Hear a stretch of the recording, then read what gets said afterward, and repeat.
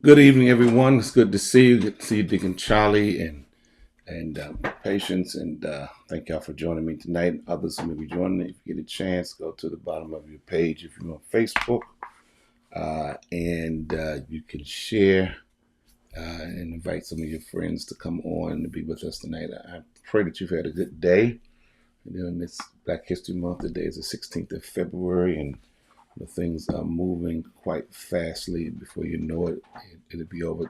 February is the shortest month of the year, normally the 27 or 28 days. So it's a very short month. And so I pray that you are enjoying all of it in spite of what's going on. But it is 28 days this year. I think sometimes it's 29 days when it's a leap year. So also just want to remind you all that we will have communion this coming Sunday. And also, I encourage you during the week to send a couple of invitations out, at least three, to invite some people to join us. And also, don't forget, this is Black History Month, and try to spend some of your dollars with a Black-owned business. And it's important because the dollar goes around in the white American community about 4 or 5 times. In the Asian community, I think it goes around about 6 or 7 times. A Latino community, I think it probably goes around like 3 or 4 times. And in the Black community, I think the dollar goes around maybe once. Um, so that's what that means is that we don't spend money within our own communities, and their businesses. Sometimes you have to search them out and use them and take advantage of them. And so to use this month to try. And there's an app I've been telling you all about. It's called Blap, and I will put it up here on the screen so you can see it. But it's a wonderful app. You can check it out, and you can find black-owned restaurants and clothiers and other kinds of black-owned businesses.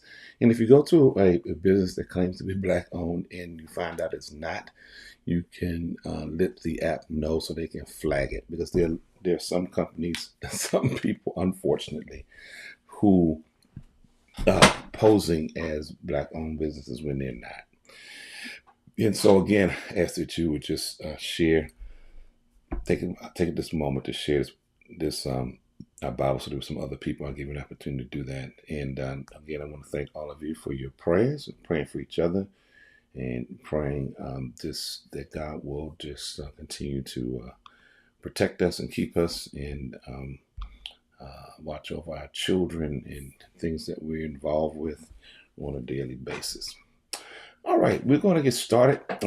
As I mentioned, I think last week, and I probably will mention it until I switch up my sermon series, but the Bible study series will remain the same until we finished out these 12 weeks. And this is building broken communities. And the reason that, I think God laid this on my heart, because we're dealing with many of our communities were broken before the pandemic. But many of them now are just really being exposed for a lot of the disparities in our culture that has been going on for a number of years. And so it lays a heavier burden. It's just like when Hurricane Katrina came through 2005, I believe. It wasn't that there weren't poor people there, or people who were living below or at the poverty line or extreme poverty, because that's like way below the poverty line, which is about, I think, 21 or 22,000 something for a family of four. And if you know anything about numbers, you would be hard pressed to take care of a family of four in America with $22,000. So if you're below that, of course, you're poor. But if you're a few dollars over, then I guess you're all right. Well, anyway, Katrina just exposed a lot of just inequities that were there. This is people either refused to see them or didn't see them, didn't want to see them. And then, of course, this natural disaster came along, and it just exasperated people. We saw it particularly African Americans, on roofs, and they couldn't get out because they didn't have transportation, a whole bunch of stuff, no health care. And so sometimes things are happening around us, but we're not quite aware of them. And so in these communities that I'm talking about could be anywhere. It could, sometimes there are communities in Appalachia. There are communities on reservations. Most of us don't think about First Nation people, or we call Native Americans, or indigenous people to this land. But that there was the genocide of probably 50,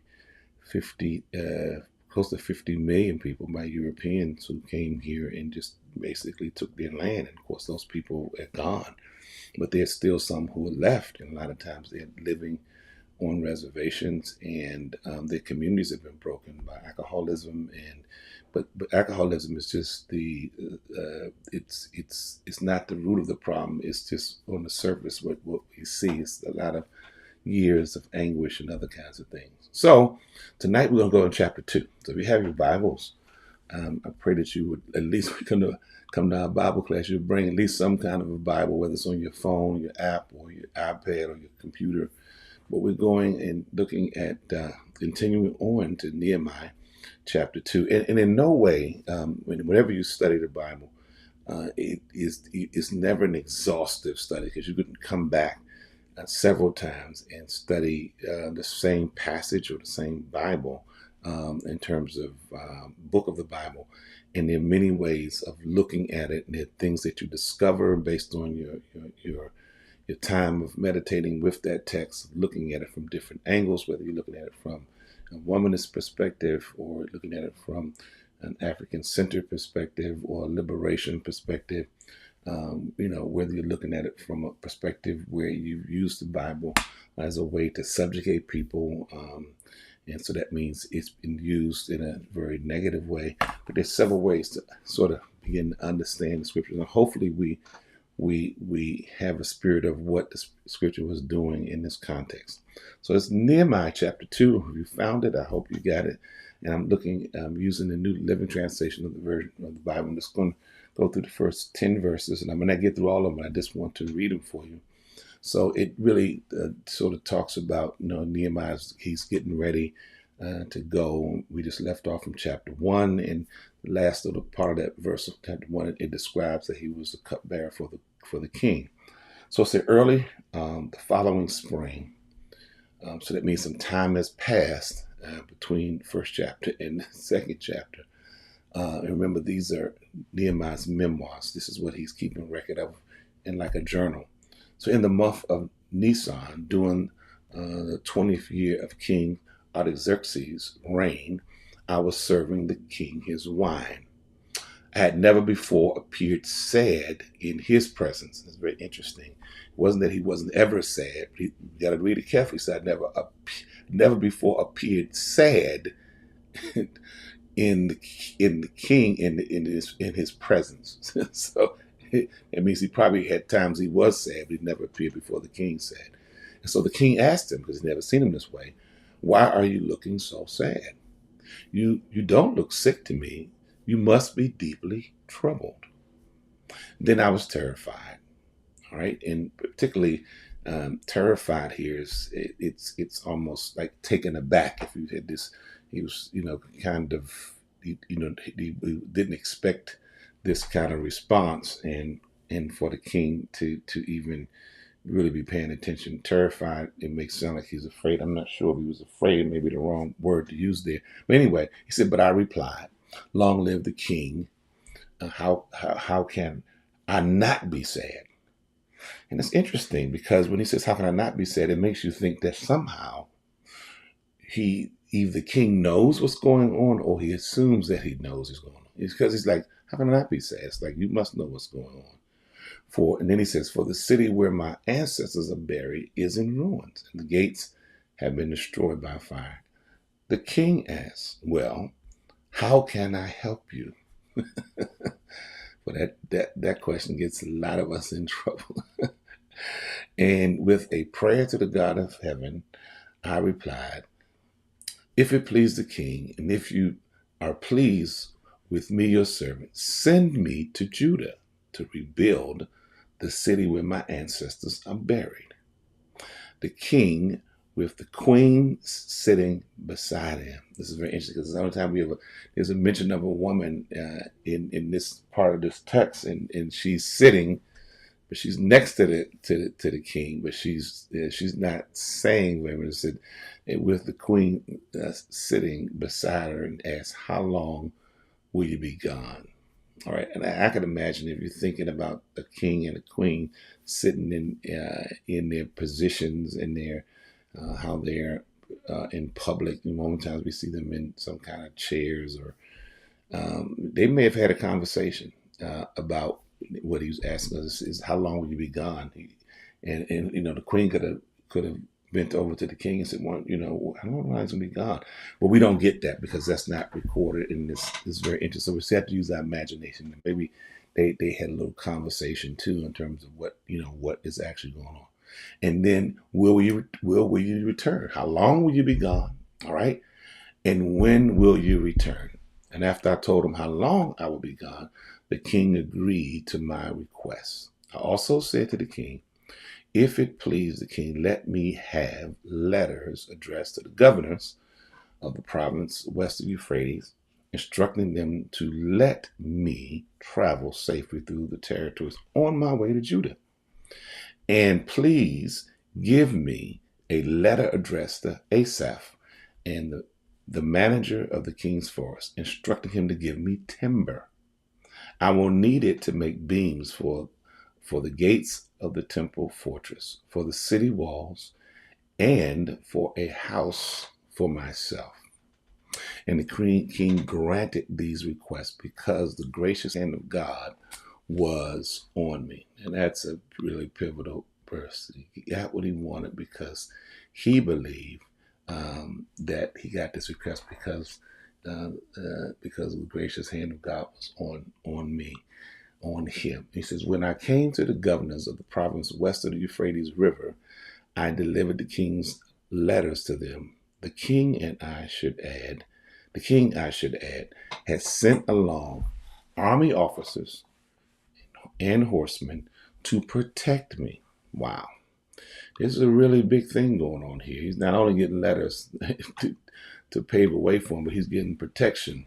And when Sanballat and Horonit and Tobiah, the Ammonite official, heard of my arrival, they were very displeased that someone had come to help the people of Israel. All right, so let's pray. We'll dig into it for a few minutes. God, I pray tonight that you would just govern our thoughts and govern our minds. I pray tonight that something that we share together or we think about will be helpful as we just imagine how we can build broken communities. Just imagine how we can build broken communities. Sometimes that's where things start, in imagination, a dream, a vision. And then God, then it begins to take on sort of the shape and become a reality. I pray for the village. I pray for the members of our church, the people who are attending Bible study, or may hear this Bible study later on at some other point. And this is my prayer in your son's name, Jesus. Amen. All right. So let's tackle this for a moment. This is a powerful verse of scripture text, and it has a lot in it, and hopefully we can unpack some of it and deal with it tonight. And so one of the things that I want us to kind of just look at in the beginning is some of the things that are sort of being negotiated here, some of the things that are being happened. And remember, communities are places or groupings of people who have something in common. They share something in common, shared values. Sometimes they share a vision, a dream. Sometimes communities sort of come together to accomplish something, a project. And I would like to hope to think that communities, particularly, really care for each other in terms of what the things that they're trying to do. And yes, a lot of times it's about getting things done. It's about accomplishing things, but it's also about the people, and it's about caring about each other. It's about being with each other. It's about sort of a shared sort of hope. And at times, communities they come together to accomplish things that one person cannot accomplish by themselves. So when we look at this story tonight and remembering um, Nehemiah, whose name, remember, means the comfort of the Lord or comforted by the Lord. And this is he's sort of living into his name because when he approaches the king early that spring morning, he was serving them wine, and it could have been in the evening, um, but he was serving them wine. Of course, he had to taste it first. Remember, he's a cupbearer, which means he had to taste the wine to make sure it wasn't poisonous. And but he was sad. He for the probably first time, at least he's recording, he let he let his emotions show. And you know how that is. Sometimes you've been on jobs and you haven't you haven't ever let your boss see how you feel. And I'm saying you have I'm saying you have a good relationship with your boss, but you really try to, as we say, keep it professional. So like if you're dealing with some heavy stuff at home, or if you lost a loved one, sometimes you don't always share those things.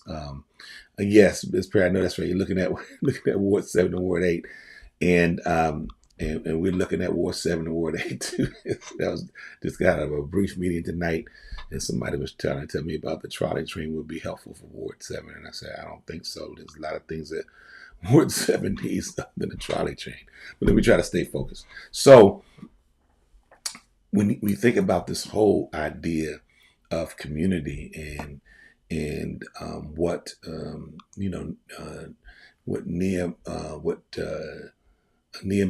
is up to and what he's trying to accomplish, um, it makes you think about some things that he's doing that I think would be really helpful for us today. So I want you to just think about this text for a moment and how Nehemiah approaches this situation and the things that he does, and I think it will help us. So one of the things when we look at this text, there is something that the king does that I think is instructive for us, and I think we should pay attention to it because I think it's one of the things that's missing in our society today, and it's that the King Artaxerxes, he showed empathy for Nehemiah because he says he asked him in verse 2. He says, why are you looking sad? Right? He asked him why he was looking sad. Now, if he would have said, you ain't got no business being sad, or what the hell, what the heck are you doing being sad? No, he asked him. He said, why are you sad? It's like he was showing empathy, like he was showing really care about his situation. And he says, why are you looking so sad?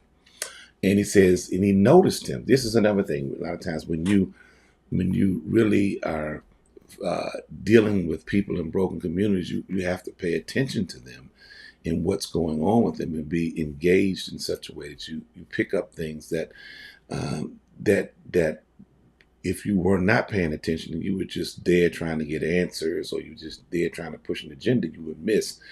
But he said, you don't look sick to me. So the king had already made sort of an assessment of his situation. He said, you're sad, but you're not sad because something physically necessarily is going on with you, because you don't look sick. But there's something emotionally going on. Because then he said in verse 2, he said, you must be deeply troubled. Wow. So you must be deeply troubled. And so when you show empathy, or when we show empathy towards people, that means we sort of can identify with what's going on with people. We not just sympathize, but we can identify because probably we've been there too. And maybe the king recognized, hey, what he's going through, I've experienced too, and I don't want to not be compassionate. Thank you, Miss Brenda. You're on fire tonight. Yes, you want to be compassionate. You want to be mindful of other people. And the old adage goes, what goes around comes around. And you got to think about it. At one point in your life, you're going to want or need someone to be empathetic with your situation. And so then Nehemiah says, then I was terrified, but I replied. And I think this being terrified means that, here's the king sort of talking to me in a way maybe I'm not accustomed. I'm pretty sure they have some kind of relationship, but maybe he thought he was going to react differently or something. But then he said, "But I replied, long live the king," basically showing him respect. He says, "How can I not be sad? Right?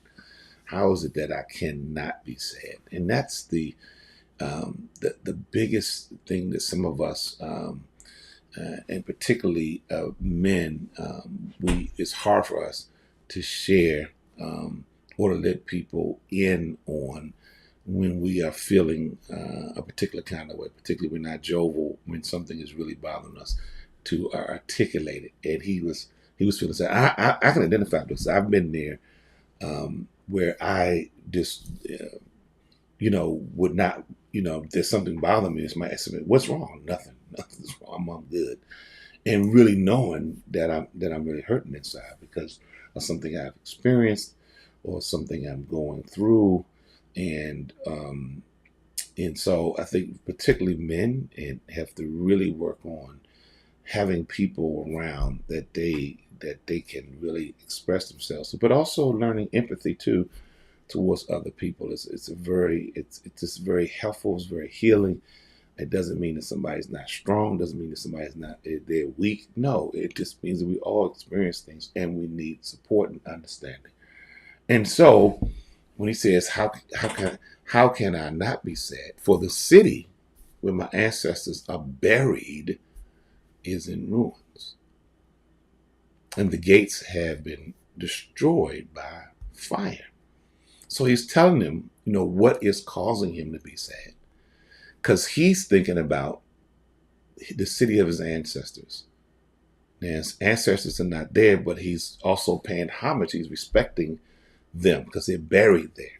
And that's what we don't do a lot of in Christianity. We do not talk about our ancestors because people, particularly Europeans, made indigenous Africans on the continent think that it was something idolatrous, and they were doing ancestral worship and all of this kind of stuff. And so, but this is very, very much biblical. We go all throughout the particularly Old Testament and other places, and we have communion every Sunday in Protestant churches, and on first Sundays most of the times, and then Catholic Church they have communion or Eucharist every time they have a Mass. What do you think we're doing? We are venerating the ancestor Jesus Christ. Yes, we say he is risen, but he's not here, right? So he's a great ancestor. Yeah, he's alive, but we also say that about our loved ones, that they're alive, but they're not here. They're not present in this particular form. So he is concerned about his city, the city of his ancestors, Judah, and he's not even there. He's 800 miles away. Think about sometimes. One possibility. Think about how some of the people who are in close connection to you or close proximity and have no concern. We've seen it sometimes with friends, with families.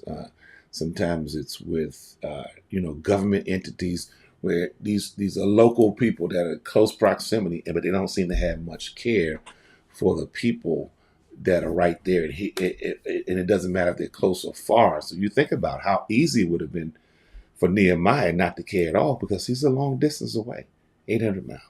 But he says, listen, for the city where my ancestors are buried is in ruins, and the gates have been destroyed by fire. And the king asked, well, how can I help you? How can I help you? Now, one of the things I want us to sort of understand here as we go through this too is that this is a key thing, I think, that we have to understand when we start to build and building broken communities is we've got to find a way to identify the source or sources of power. Sometimes the sources of power are located within our communities, and sometimes those sources of power may not be directly in our communities, but they're sources of power that can help our community. Right, and we'll talk about that too in the coming weeks, because as we start to talk about and look at how Nehemiah begins to sort of build the structure, we talk about the wall, not necessarily looking at the wall from a physical standpoint of wood and mortar and all of that, but we look at it from a metaphysical standpoint in terms of like how do we how do we protect our hearts, how do we build so that our hearts and our minds are open but yet still protected. How do we build a sense of knowing who we are without allowing people to tear down who we are, and not understanding our own agency, our own power, our own autonomy, and the way God made us. But in this case, when we look at this, you've got to figure out, you have to identify the power sources. And sometimes it's challenging. Like Miss Perry, of course, is in Ward 7. Our church is in Ward 7. I live in Ward 5. I have a sister who lives, my sister patient lives in Ward 4. Elder Jackie lives in Ward 8. And of course, there are 8 wards throughout D.C. Then there's the DMV, which is the metropolitan area, which is Maryland, Virginia, and D.C. So, but in every community, there are power sources.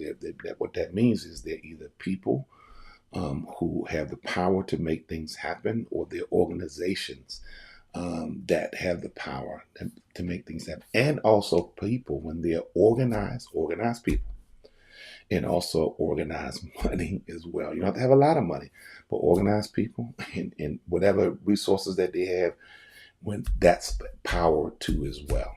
But in this case, Nehemiah, he is talking directly to King Artaxerxes, because he had the power to make certain decisions. All right, he had the power to get things done. He had the power to sort of answer Nehemiah's request. Now it's interesting because the king asked him, how can I help you?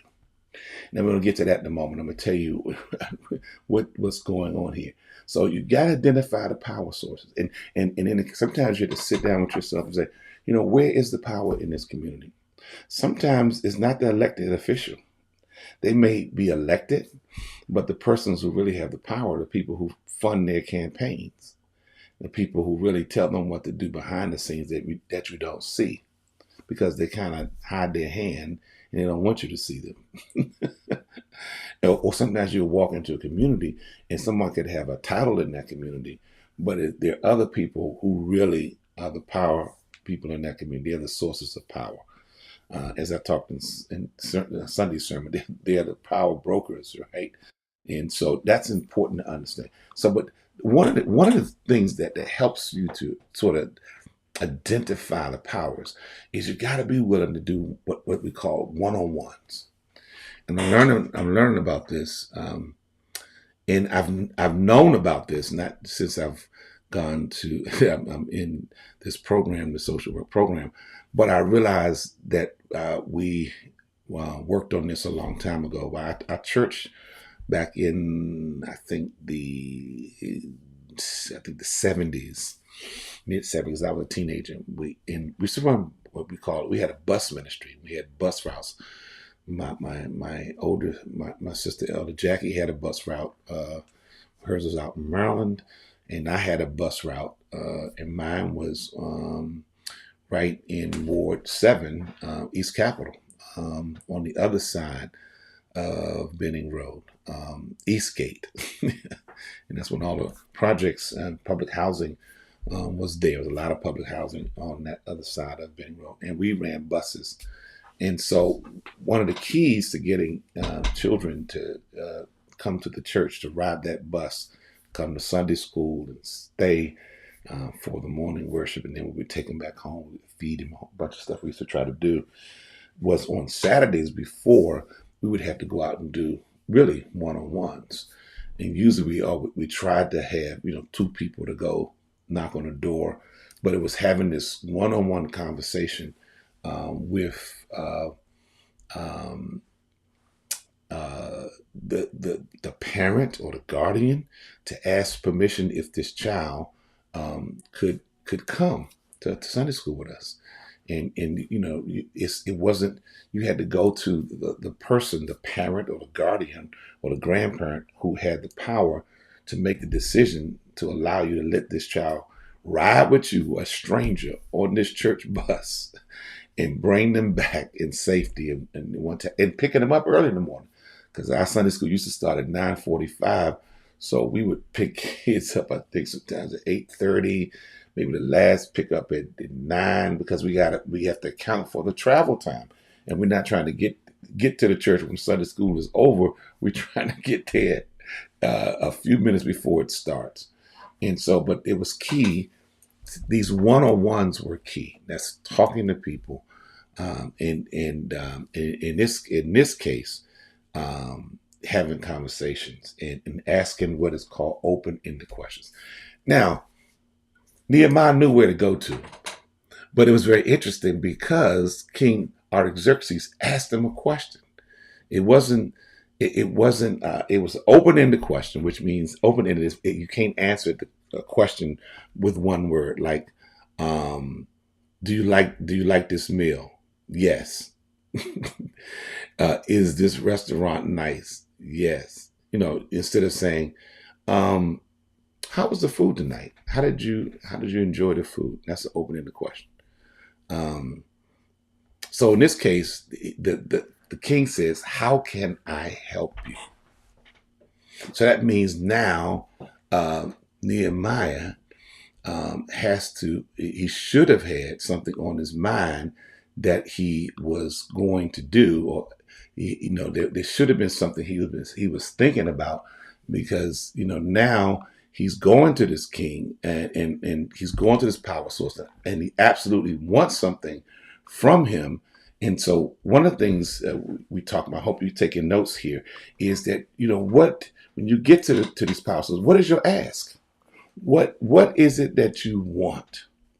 Particularly somebody asks you a question or says something to the effect, how can I help you? Now, so what's what is your ask? That means, what do I want from this king? What do I want to, now that he asked me a question, what is my ask? What do I want? Because he's asking me specifically. He says, how can I help you? And so what I love this part of Nehemiah. He says, with a prayer to the God of heaven. Now we're reading this. This is a memoir, remember? So we don't know if this all happened in one day. If he came back, it took a few hours.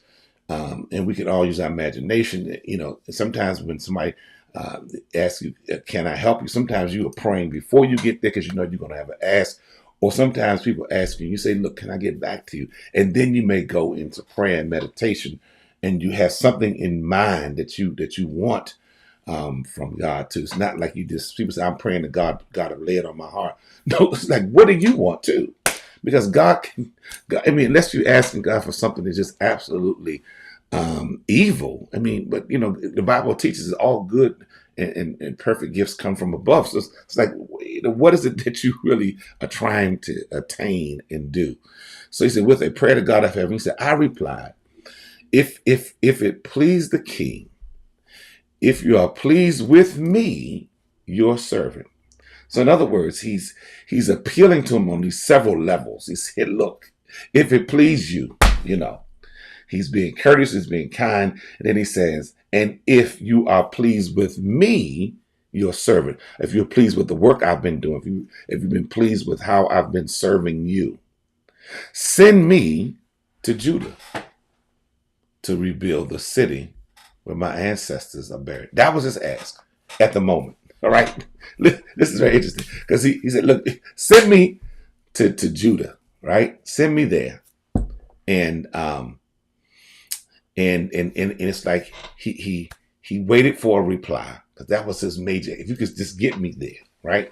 He hasn't asked for anything else yet. He just asked for this one. And sometimes that's how you build broken communities. Sometimes you got to figure out what is this community want. They have to tell you. The community has to tell. I can't come in and tell Benning Terrace where the church is what they want. No, they have to tell me what they want. Then I have to be willing, if I can, walk alongside them to help them to attain what they want. That's what WIN is doing, Washington Interfaith Network. We know that many of the residents of Benning Terrace, they want affordable housing. Right? What's immediate, they want the housing that they're living in to be livable and habitable, without roaches and rodents and without lead in the paint and those kind. Some things are just they're easier fix at the moment, but long term they want affordable housing so they can stay in their homes and live in DC, and live in a neighborhood that they're proud of, that's safe, that's good for them, that they're not run out by gentrification, they're pushed out of their neighborhoods. That's kind of what they want. And sometimes other broken communities that other things that are happening, there are other things that they may want that have broken them. Sometimes communities they have to find ways to bring healing because of the violence that's there. Sometimes there's violence because people don't have gainful employment. They're not working. Sometimes there's violence because people are traumatized and they're dealing with trauma, and they work things out in a way that's unhealthy. Sometimes people are overcome by a myriad of things. Sometimes they're living in food deserts. So there's this sort of food injustice that's going on. So you don't eat well, you don't feel well. And there are health disparities. So if you got to get health care, you got to go, across town, Washington Hospital Center, or maybe Georgetown somewhere. But there's no, full-fledged, full-serving hospital that's up to date, modernized, and is equipped with good doctors and nurses to take care of people's needs. They need to be a trauma hospital in Ward 7 or Ward 8 because there are a lot of traumas that happen in terms of gunshot wounds and other kinds of things. And so these are the things we do. And also, as Elder Jackie is mentioning here, you got those who are also in the healthcare profession. I think she's saying, but make sure I'm getting right. Yes, African Americans have suffered so much trauma, physical, mental, spiritual. And I want to add, we also got to help to provide the kind of safety net around those healthcare providers, the nurses, the doctors, the orderlies, those people who work in healthcare services, so they also are supported because they're human. They have families too. So he had an ask. He said, "Look, just get me to the city." And when we're helping to work with and to build broken communities, we always got to figure out, what does this community want? Because if I go in and tell them what I want, that's what is called paternalism. Paternalism, think of the word parent. All right. So when you are outliving being a parent, that means it means that when your child gets to be an adult, you can no longer make decisions for them. When they are children, certainly yes. So paternalism, though, is a way that persons who are in power sort of exercise their power over those who have been marginalized, and it's disguised as that I know what's best for you. That's paternalism, because you don't know what's best for me. All right. And sometimes, and we see that all the time, even in Ward 7, they bring in a trolley train, a $50 billion project, and they say they've heard from the community, they had some community meetings. I know I haven't heard of that many community meetings. There probably have been some, but most of the times those meetings are just simply window dressing so that they can report out that they had a meeting, and then they move on down the road with what they're going to do, because that's not where things are done. Usually when there's a community meeting, when it gets to the community, decisions have already been made. And of course, at those meetings where there are decisions made, usually the religious sector is not there. A lot of times they're not community advocacy groups that are not invited. Usually it's the government and business. And last time I checked, they're not the only two entities that make up uh, the society or community. And so that's how people get frustrated, because they'll tell you that, oh, we're not going to take anybody's house. They'll say that, and then they say, well, we had to make a change. And then by the use of eminent domain, which is a law that allows the government to take your property and give you what they call fair market price for, but they literally can take your land and move you off your land, because we'll need this for the trolley train to come down Benning Road. Like, so anyway, that's for another subject, another day. So let me try to get to this, because my time is almost spent. So there's an ask. What are you asking for? Remember, there's one-on-ones, and then there's this ask, and that's very very important. What is it that you want? What is it that you are looking for? What is it that will make your community whole? And then as you read down this text, he asks to go back to Judah, and King with the queen sitting beside him asks, "How long will you be gone?" And I'm when I pick out this queen, because she's the only woman right now that appears in the text, and I'm sure she probably had some conversations with her husband about what was happening in Nehemiah and where he was going to be going, how long. Because I'm pretty sure she was concerned, because he was a cupbearer. He was a layer of protection for her husband, because he would drink the wine or any drinks he would be drinking. He would drink them first and make sure that they were safe. So I'm sure they had conversations. And unfortunately, a lot of our biblical texts sort of write women out, because a lot of times in these texts they were treated as second-class citizens.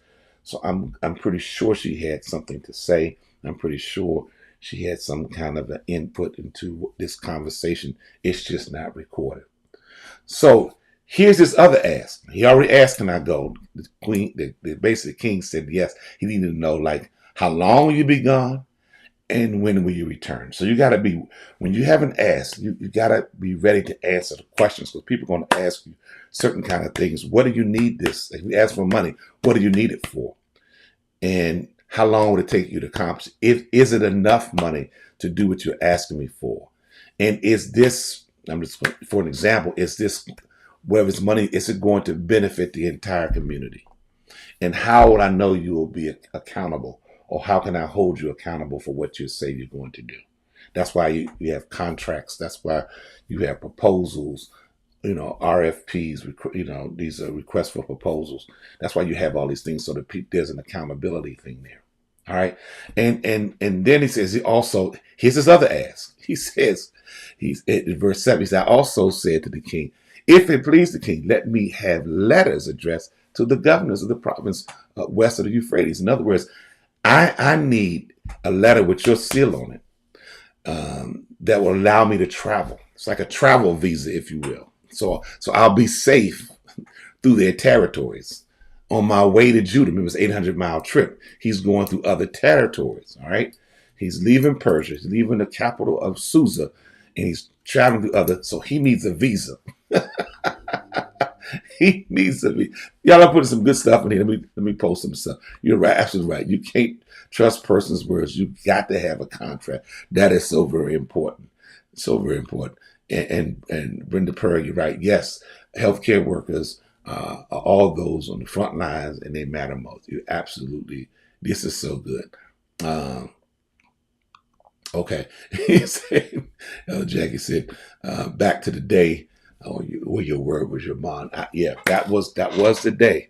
So he has to have his letters instructing them to let me travel safely through their territories on my way to Judah. Please give me a letter. Then he's another ask. So he's got his visa, right? He first asked, "Can I go to Judah?" Right? That was his first ask. And he said yes. He asked him some questions. How long you want to be there? When will you return? And once he understood that, the king said yes. And then his second ask was, "I need a letter. I need a visa, so I can get to these territories. When I meet these governors, these other people, I need to be able to get through safely." And then his third ask in verse 8, he says, and please give me a letter addressed to Asaph, the manager of the king's forest, instructing him to give me timber. Now he's asking, I need, not only do I need for you to let me go, not only do I need letters that will act as a visa so I can travel safely, but I need some resources. And you can't be afraid to ask for what you want. And sometimes our asks are too small. You know, when we should be asking like for $100 million or 200 million or 300, we're going asking for 500,000. And we think, and we know we need more than 500,000. We know we need 100 million. I'd rather ask for 100 million and get 25 or 50 or 10 million than going and ask for 500,000 and then get 100,000. And so your ask has to be big. Because, you know, if it's big, it's like your dream or your vision. You know, if you miss it, I mean, look how far what far you have gotten if it's so big. And listen, if I'm shooting for Mars, but I get to the moon, I'm happy about that. At least I've gotten to the moon. And so you always got to have a big ask. You know, sometimes people going for a raise. And they sit there and they know, you may know what the numbers are, but sometimes you have to ask for something that's big. And you know what? God will often surprise you. And so will the people by giving you what you ask for. So he asked for timber. I gotta finish. I got 2 minutes and I'm done. So he gave him timber. And then the king granted these requests. Right? If you go down, he said, I need, he said, after you read verse 8, and please give me a letter addressed to Asaph, the manager of the king's force, instructing him to give me timber. I will need it to make beams for the gates of the temple fortress, for the city walls, and for a house for myself. Got to take care of yourself. That's a major problem that we don't often do. You don't have to be extravagant. Unfortunately, some of our Black Lives Matter leaders have got caught up in some scandal stuff because the way they've handled millions and millions of dollars. But you got to take care of yourself. And he says, listen, I need a house to live in. And I'm going to need to make that for myself. And it says at the end of verse 8, it says, and the king granted these requests because the gracious hand of God was on me. My God. All right, we have to stop there for tonight. I want to thank you all. We will pick this up next week. Yes, Elder Jack, that is so key. And I'm going to make sure I put this up so people can see this. This is a great principle. I mean, we call it self-care today, but you have to take care of yourself.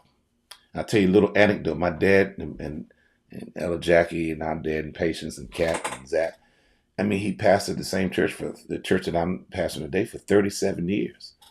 And sometimes, you know, you could see that some people didn't want him to have anything or like he shouldn't be living. And sometimes it's very discouraging, but, you know, sometimes he had to insist that things would happen for himself and his family or they wouldn't have happened at all. And that's a real travesty. We've got to do better taking care of the people who are helping to lead us. All right. I'm done for tonight, but I want to make sure if you want to give something, I want to first of all thank all of you for your support. Every week we have people who give their tithes, their offerings all during the week on Sundays and give through Givelify, give through Cash App, give. Some people mail it to my house or to the church, and I'm so grateful. But listen, you can give through Givelify, you can give through Cash App. Remember, all your gifts are tax deductible. You can absolutely go to our website and give through PayPal. And sometimes just drop me a note and let me know if you are enjoying the Bible study. And I ask you all again, you know, work during the week to invite at least 3 people, only 3 people. You can do that when the broadcast starts. You can send 3 invitations out. You can start early, let them know what the Bible study is about. They can go back and look at the old tapes from YouTube. And we want them to be a part of what we're doing. Listen, Thank you again for joining me. Have a wonderful night. May God bless and keep you. May God's face shine upon you and keep you in peace. Have a wonderful and blessed rest of this evening.